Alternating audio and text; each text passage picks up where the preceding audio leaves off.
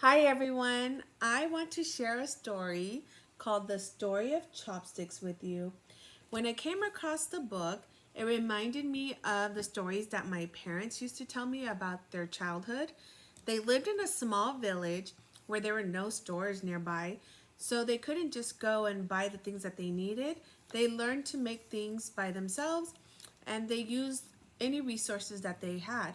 So they made their own clothes, their own shoes, plates, bowls, spoons, and yes, chopsticks.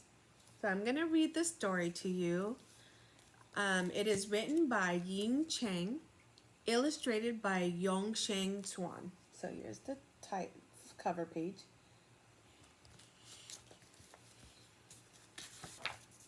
The Story of Chopsticks. Long ago, Chinese people ate with their hands, including members of the King family. The three King boys, Pan, Ting, and especially the youngest, Kwai, loved to eat. Yet he never seemed to get enough food and was always hungry.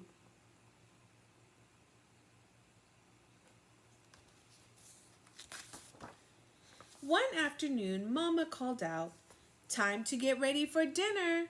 Papa cut the chicken. Pan, peel the sweet potatoes. Ting, start the fire. Kwai, get the water from the well. Kwai's tummy rumbled as he breathed in the delicious smell. If only I could eat my food right away, he thought. But if I pick it up too soon, it burns my fingers. And if I wait too long, my brothers eat it all. Let's eat. Boys, wash your hands, shouted Mama.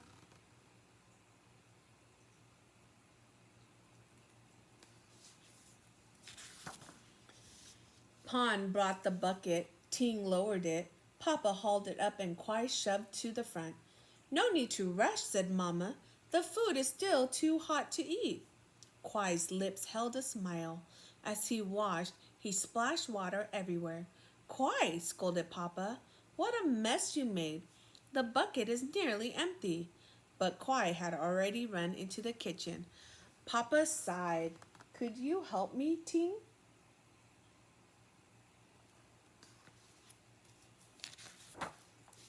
As Papa and Ting refilled the bucket, Kwai started his plan.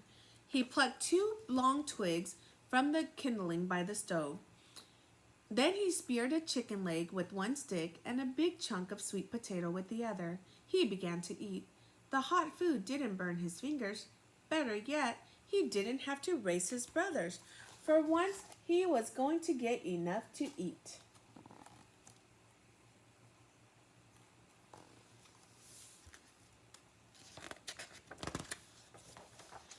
A few days, oh, I'm sorry. When his family finally returned from the well, they were surprised. Ting understood immediately. He ran to the kindling and fetched two long twigs. In a moment, Pon and Papa were climbing over each other, wrestling for twigs. "Ayo!" they cried. Ayo means ouch. Kwai kept eating. Soon everyone had a pair of twigs, even Mama. "We should give these sticks a name," said Pon. "Let's call them Kwai Z, to honor Kwai, the quick one in our family," said Ting. Kwai smiled. This was the first time that a family in China ate dinner with sticks instead of their hands.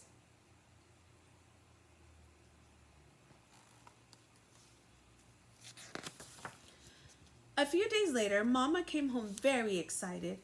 Mr. Wang invited the whole village to his daughter's wedding. It will be a big banquet. On the day of the wedding, Papa carried a bundle of red silk, a symbol of celebration. Mama carried a basket of oranges, a symbol of wealth. The boys secretly carried something too. What do you think they carried with them? What do you think they took with them? When they arrived, Kwai led his brothers to the table. "The food smells so good," Ting grinned. "See the steam from that fish? It will be a long time before anyone can pick it up." The children stared as the servants carried out dumplings, egg rolls, steamed buns, and sweet rice cakes. They inched closer, getting ready to strike. Kwai whispered to his brothers, "Let's start!" The king boys whipped out their sticks and attacked the butterfly chicken, wealthy peony beef, and especially the sweet eight treasures rice pudding.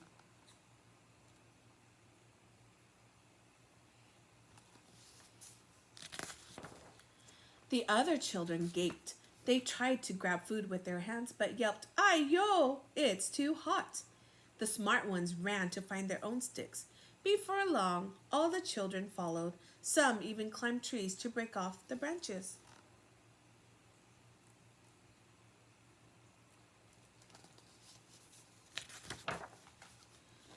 Suddenly, they heard a cry. "What is all this noise?" asked Mr. Wang. The grown-ups stopped eating. Children returned with all kinds of sticks.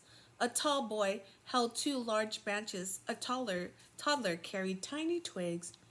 Papa opened his mouth, about to scold the boys when Kwai put a big piece of meat in his mouth. "Try the chicken," he cried. Now Papa was too busy chewing. But Mama wasn't too busy. "Boys," she cried, but Pon put a big piece of rice cake in her mouth. Mr. Wang looked sternly at the children. "Ay, yo!" he cried. A hush fell over the crowd. Mr. Wang turned red. He began to shake. He was laughing. Everyone else started to laugh too, even the bride and groom.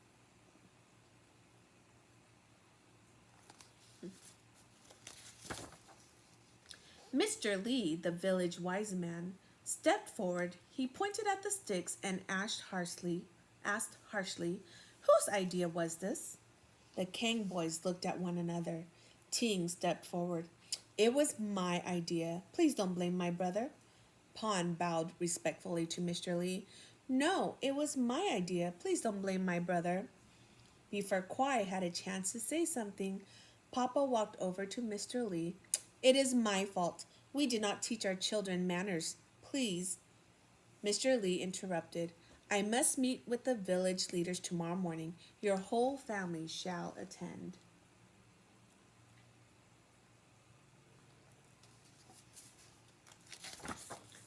Early the next morning, Mr. Li met with the scholar, the doctor, the matchmaker, and the Kang family.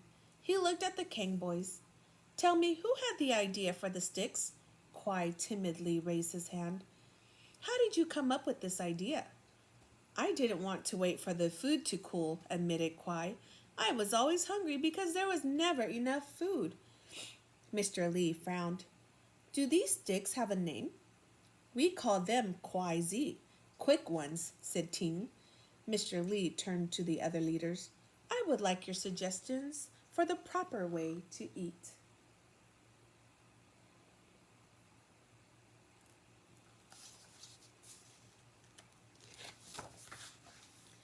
The doctor said we should let our elders begin the meal. "We should not stir food in serving bowls," said the matchmaker. "We should cut food into bite-sized pieces," said the scholar. "What should we do about these Kwai Zi?" Mr. Li smoothed his long white beard and sipped his tea. "None of these rules conflict with Kwai Zi. I think using them is a good idea. I shall write a report and send it to the emperor."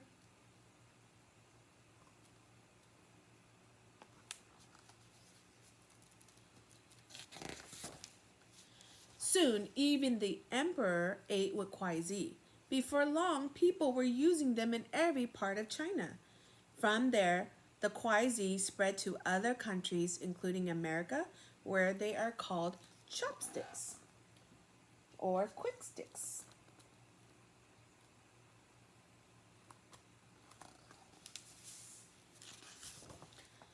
As for the Kang family, they opened the very first chopstick factory. Their chopsticks, beautifully decorated with dragons, phoenixes, flowers, and luck letters, became famous. Kwai was the happiest boy in China. His food was never too cold, and he always got enough to eat.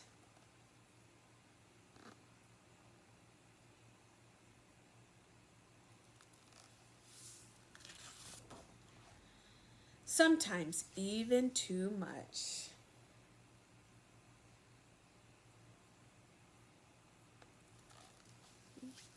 I hope you enjoyed the book as much as I did.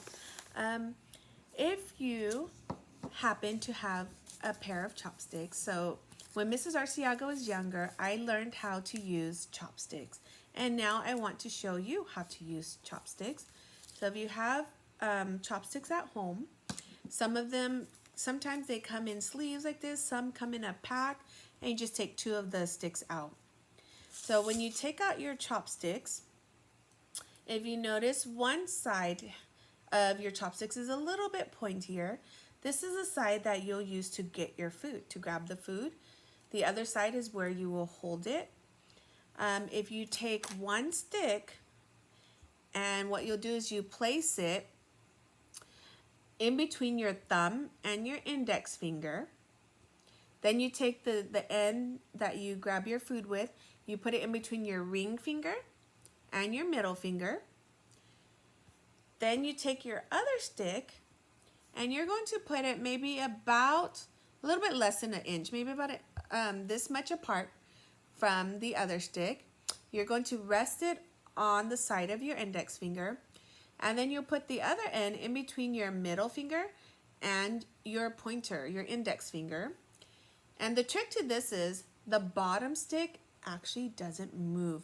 You're only moving the top stick to grab. So your index finger and your middle finger is doing most of the work. So let me show you. I have a bowl of snacks here. So when you put your chopsticks in, you find the piece that you want and you grab it with your chopsticks. Okay, and then you eat. So only this stick moves here. So you put it in, you grab it, and then you eat. Okay, so I want you to practice with your chopsticks, and next time you see me, I want you to say, Mrs. Arciaga, I know how to use chopsticks now. Okay, so I hope you try it out, okay? All right, boys and girls, bye.